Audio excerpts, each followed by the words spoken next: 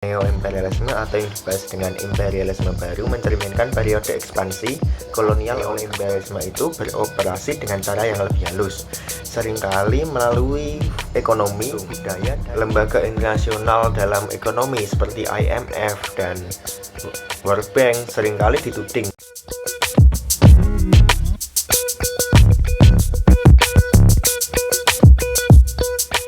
Assalamualaikum warahmatullahi wabarakatuh. Saya Azriela Amri Patria dengan NIM 174221107 ingin membahas neo-imperialisme.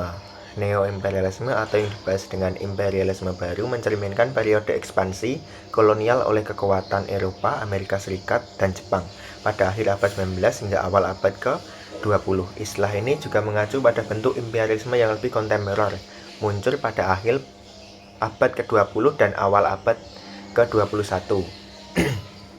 Berbeda dengan imperialisme tradisional yang melibatkan kontrol politik langsung atas wilayah jajahan, neo-imperialisme itu beroperasi dengan cara yang lebih halus, seringkali melalui ekonomi, budaya, dan kebijakan globalisasi.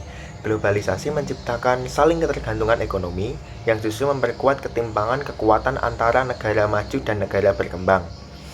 Setelah kemunculan imperialisme baru, kekuatan Eropa, Jepang melakukan hampir seluruh Afrika dan sebagian Asia. Gelombang ini tidak hanya didorong oleh kebutuhan ekonomi akan sumber daya dan pasar baru, tapi juga konsep misi pemberadaban atau mission civilis.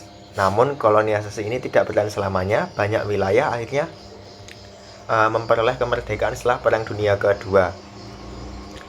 Michel Hart dan Antonio Negri dalam bukunya mereka Empire menjelaskan bahwa imperialisme itu telah berkembang menjadi sistem yang lebih terdesentralisasi.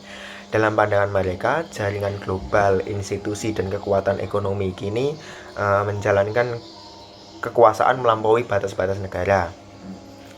Lalu David Harvey, seorang ahli teori sosial, menyoroti peran kebijakan ekonomi neoliberal dalam melanggengkan ketimpangan global. Ia berpendapat bahwa dengan pemusatan kekayaan dan kekuasaan di negara maju seringkali dilakukan dengan mengorbankan negara-negara berkembang.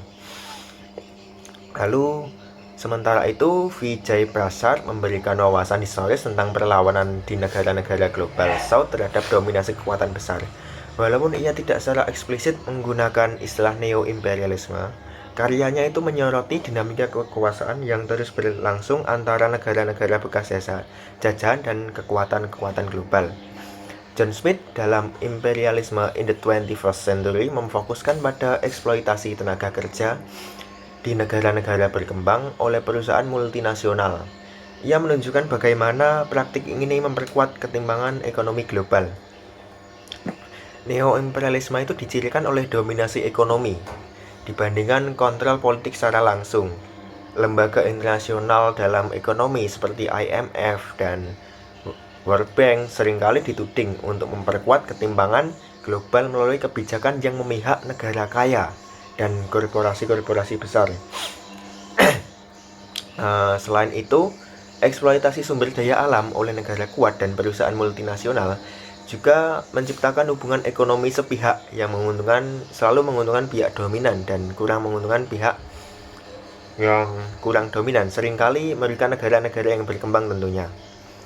Neo-imperialisme itu menunjukkan bagaimana dominasi dan eksploitasi itu terus berkembang dalam bentuk yang lebih kompleks di era modern.